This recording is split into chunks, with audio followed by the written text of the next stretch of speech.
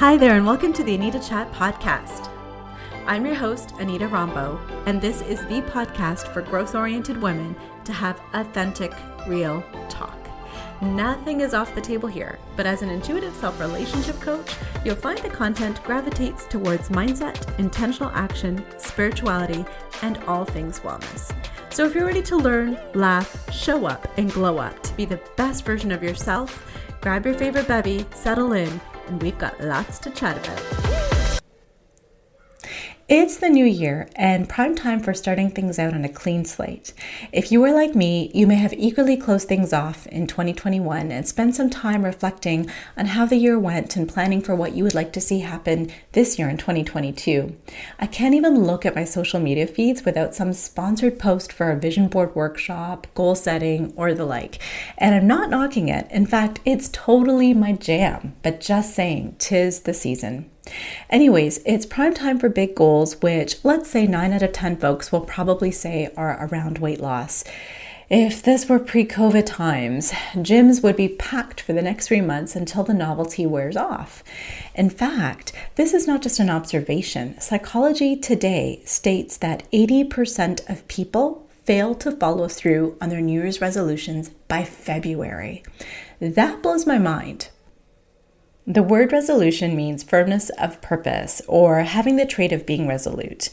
And as a glass half full kind of girl, 80% failure rate still feels like anything but firmness and purpose to me.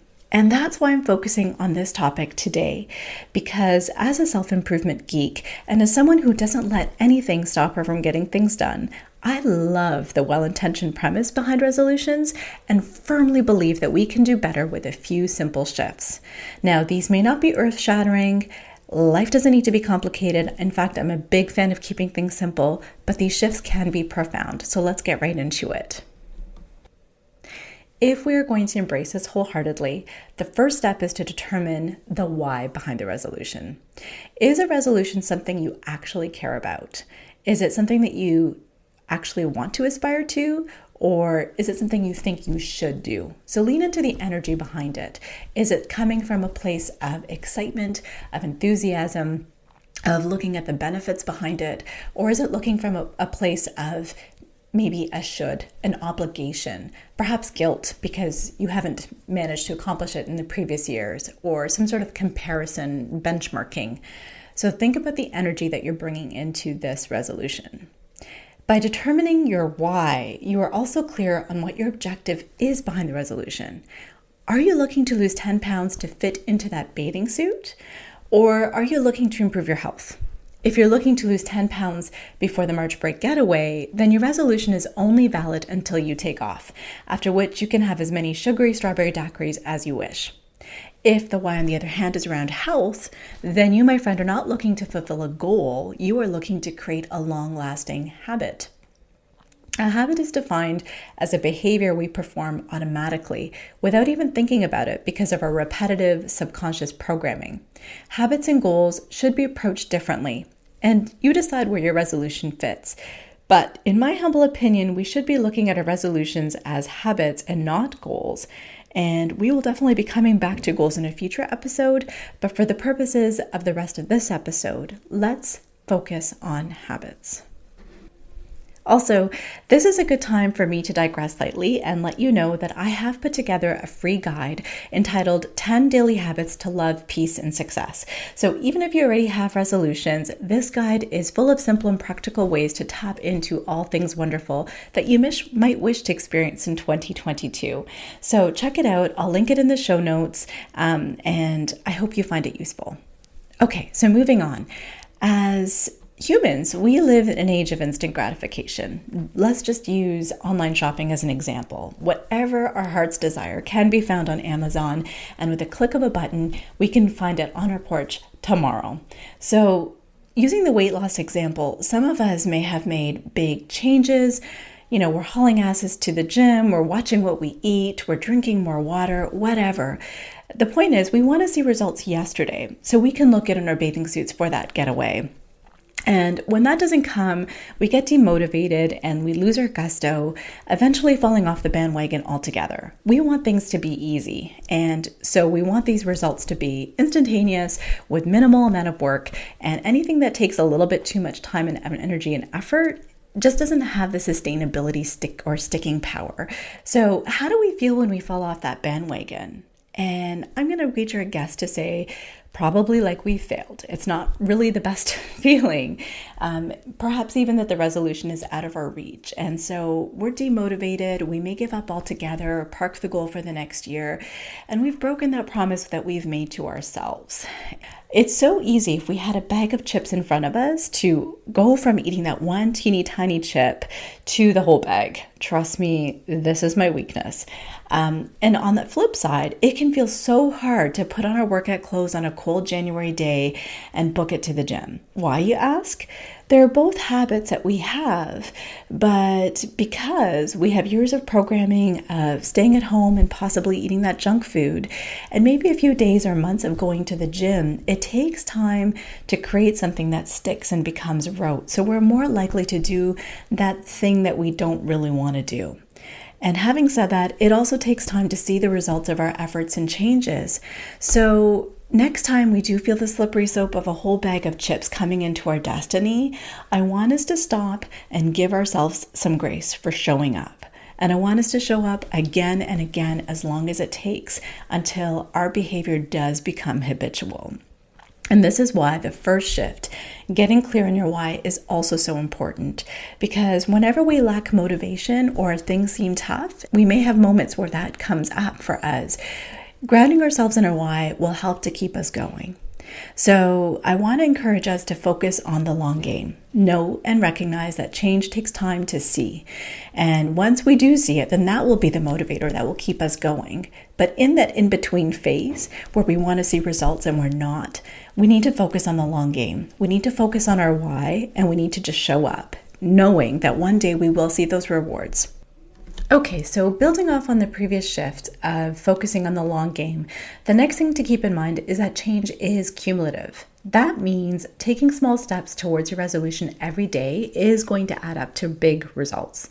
And I want you to keep in mind that cliche that Rome wasn't built in a day. So you can't expect to go from being a couch potato to a marathon runner overnight. Instead, it's better for us to focus on smaller steps that seem realistic and attainable so that we can keep our motivation up and we're not overwhelming ourselves. And again, keep our heels dug into our wire, grounded in our purpose, and maybe put Beyonce on that playlist as we attempt to run 1 kilometer at a time versus 26 kilometers. If this weight loss example is getting old, I'll throw in a personal example. I'm currently writing my first book, and fingers crossed it will be out in the world in time for my 45th birthday this year. But I just gotta say that the idea of writing a book, especially when I had never written one before, knew nothing about writing a book, and didn't even know exactly what my topic for the book was when I started. And I think that begs another question as to why was I even doing that thing? And perhaps we can park that for another episode. All I gotta say is it was really, really intimidating. And if I just focused on writing a book in its entirety, I think I wouldn't have gotten to where I am today. So what I did instead was I committed to a bit of writing a day. So 30 to 60 minutes a day, which seemed reasonable to me. Some days that was paragraphs, some days that was sentences, some days that was a whole kind of shitty draft of a first chapter. Either way, I focused my content to one chapter at a time instead of the whole book. And to this day, that's resulted in 7 out of 11 chapters done. So whatever your resolution, you can baby step it to automatic in no time. Now, I know that book writing and marathon running are more goals than habits, but I highly doubt that if you put the time, effort, and energy to conquer a marathon, that you would go back to being a couch potato afterwards. So similarly, I'm planning on making writing a daily habit. I'm using the goal of writing a book to illustrate how it's going to be incorporated into my day-to-day. So I'm still approaching it from a habitual perspective versus a goal perspective. I hope that makes sense. So moving on, since resolutions are habits we want to adopt and habits are automatic and often subconscious behaviors, To really solidify these new habits into our programming, we need to practice them a lot and often. At first, everything about them will be very intentional, and it will take lots of focus and energy to see them to fruition. It may take so much brain power and energy that we want to give up because it just feels like a lot of work. And again, remember, please keep going. Focus on the long game and the objective of why you're doing it. And eventually, one day, not only will you see results, you will be performing your resolution on autopilot, and it's going to feel amazing. And let me also say that life is hella hard enough, especially getting a resolution to stick in the beginning. But as we are looking for opportunities to repeat the behavior, I encourage you to seek opportunities to build your resolution into an existing routine that is already second nature to you.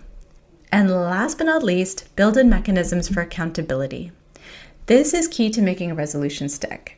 Until you find you're doing this without fail, automatically and with enthusiasm, accountability is your best friend. If the stats show that 80% of resolutions flop by February, set up your calendar reminders on your phone. Grab a friend and check in with them, or even DM me your resolutions after this episode and check in every few weeks to let me know how it's going. There's even apps that are free on your phone that you can use as trackers. So start with regular check-ins with yourself and then adjust with time as you see your habits or your resolutions becoming easier to implement. And again, remember to show yourself some grace. We're talking long game, so if you have had a bad week or a bad day, that's okay. Just keep going. Find ways to build accountability everywhere. See how I built my book writing into this podcast clip? I did that because I was making it hard for me to bow out. In fact, it took me months to identify myself as a writer on my IG channel, even though I've been writing for years. So publicly declaring to the social world made it quote unquote more official in my mind that I am a writer. And now by identifying myself in this way, this isn't something that I can easily back out of. And so let's do a quick recap of the action steps I suggest you take to make your resolutions rock. Number 1, if you haven't done so already, come up with your resolutions, and ideally, if you are a growth-oriented self-improvement junkie, make them habits instead of goals. Remember, you can download my free guide on the 10 daily habits to love, peace, and success, whether you have your goals or not, for ideas, and that's linked in the show notes. To make things stick, I recommend less is more. So I would focus on no more than 3 things that, if implemented, could deliver big results in your life. Get clear on the why behind your resolution. I want you to really feel into the benefits of having it and get energized and excited by it versus look at it with trepidation. It's going to be very important to hang on to that why and to ground yourself in it when times get tough. Because remember, we're playing the long game. We're not going to see results overnight. We're going to start small. We're going to baby step our way into perfection. We want to also give ourselves opportunities, lots of opportunities to do the thing. So if possible, build it into an already existing routine that you've got down pat so you don't have to think about it as much. And build in mechanisms for accountability, whether that be your friends, phone reminders, online phone apps, me, announcing it broadly to folks in the social world. You do you, but make it hard to back out of whatever you want to accomplish. And last but not least, before we wrap up, I just want to say, you got this. 2022 is the year of you. Thank you so much for tuning into this episode of the Anita Chat podcast. If you haven't taken a minute to leave a review, I would absolutely love to hear from you. All you need to do is to search for the show, click your star rating, and type in a few words. Also, if there's a specific topic you'd like to see covered in this podcast, if you'd like me to be your coach, or if you want to just chat, feel free to send me an email or shoot me a message through my IG, which you'll find in the show notes. The show notes will also contain any links to the freebies that were referenced in this episode. Until next time, friends, it's been great chatting with you.